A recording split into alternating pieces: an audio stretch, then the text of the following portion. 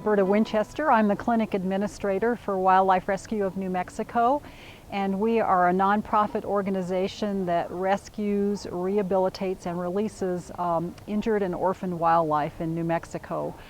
We've been doing this since 1980 approximately, and each year we receive more than 2,000 animals that come into our clinic here for care. We have a secondary goal, which is to educate the New Mexico public about the environment and also wildlife.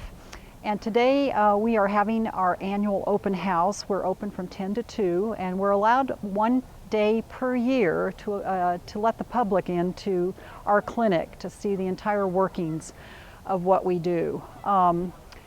We have our educational birds here today. These are the birds that we take out to do educational programs throughout the state all year long. We have approximately 19 birds. These are birds that we are allowed to have by permit to show to the public and to use for educational purposes. These are birds that cannot be released due to their injuries.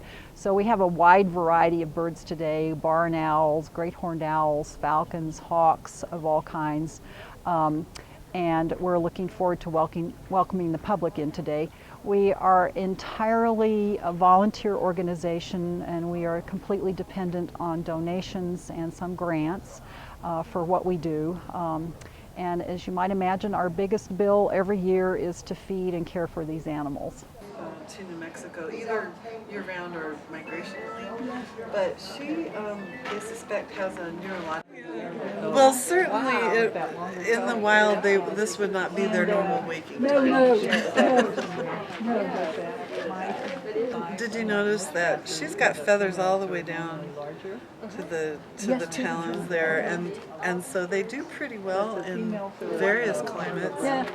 And if you notice on the feathers here, the edges look almost serrated. They're fuzzy kind of, and so that helps them to fly silently through the air. It breaks up rather than having a hard straight edge that makes noise so you won't hear them.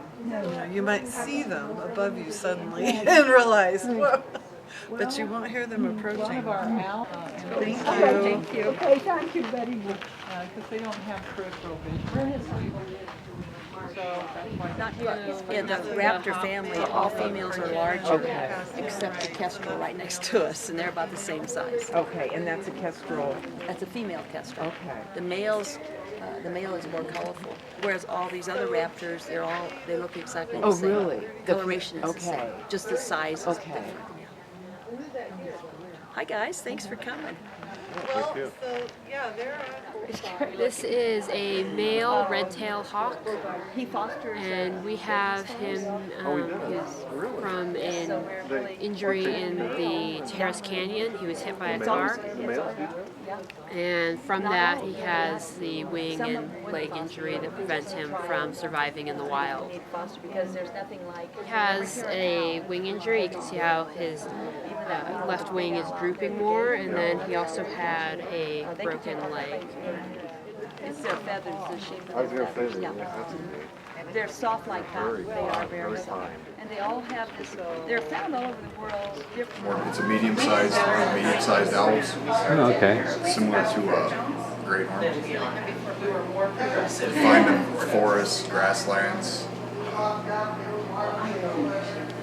This one in particular has got a blind in its right eye. She's imprinted.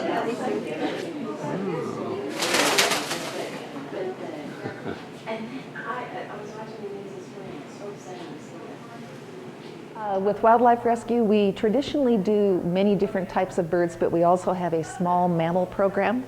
And the small mammals that come into the clinic are traditionally injured, ill, or orphaned. A great many are orphaned. So at the moment, we have an education push trying to let people know to leave cottontail rabbits where they are. The mother does a much better job raising them even than we do, so we highly recommend that. But for those that are dehydrated or cold, we are a resource for people to bring those to us. We'll do our very best to raise them, and then we release them as soon as they're weaned and ready to go. So here we've got cottontail babies this is from 3 different batches, basically. They are weaning at the moment.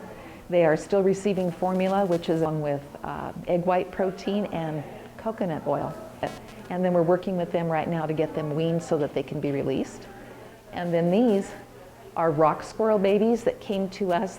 Something has happened to the mother, and so we will finish raising them. This is 3 of 7. So these are our very first ones. They are also weaning. They're starting to eat solid food, but still receiving formula twice a day. So they are just now beginning to gain a little bit of fur, and you can see the white around the lips and a little bit of white in the nose, where this one's completely black. These are domestic. They're not wild. So basically they were found in a backyard, and the lady scooped all of them up and brought them in. And unfortunately, we will do our very best, but this is really hard to raise itty bitties like this. All rabbits have got a very delicate digestive tract and a very different way of eating and digesting food that requires exactly the right balance in order for them to live. So if we can't provide that perfect balance, then we lose them when we begin weaning with gastro issues. And so that's very hard. It is very much so. You've worked so hard. What should someone do if they find an animal that needs some help? If it's a wild animal, we are the best resource for both birds and for mammals. If it's a larger mammal, we network with other facilities to help get the help that's needed, providing whatever care we need to stabilize, and then we usually work with the Wildlife Center in Espanola for deer and larger type animals. So would they just call you up and... They can call us, and we have a recorded line where they leave a message. Then we get the right person to contact them back, and then make arrangements either for transport, bringing in whatever they've got.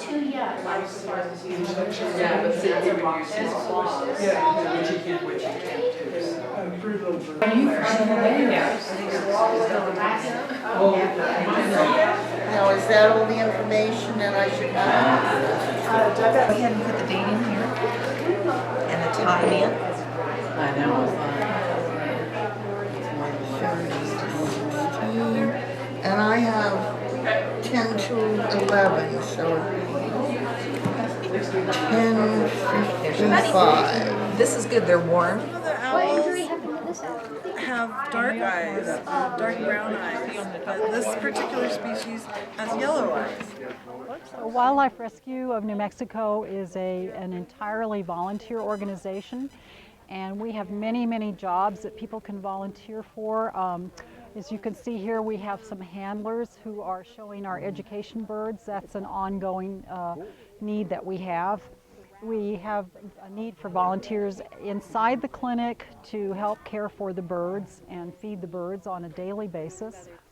We also have many events that we need volunteers for, and we have sales events and other educational events.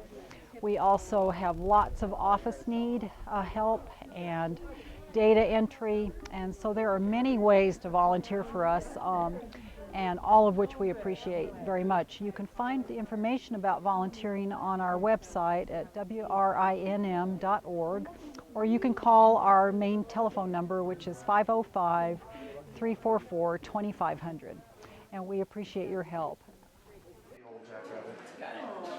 Don't see Jack's very often anymore. No, we don't. And I walked into the middle of like an owl party.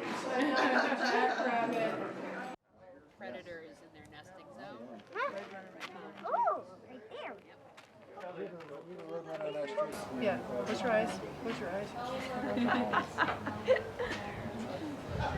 If you'd like to know more, you can visit our website at wrinm.org